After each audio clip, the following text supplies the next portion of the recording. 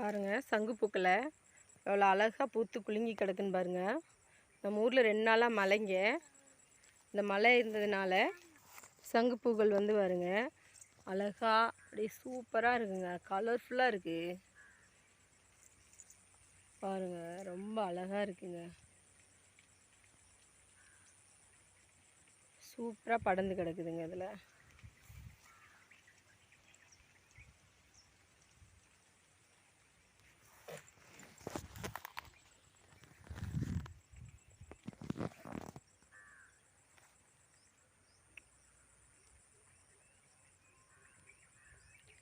இந்த சங்குப்பூக்களோட காய் பாருங்கள் இப்படி தான் இருக்கும்.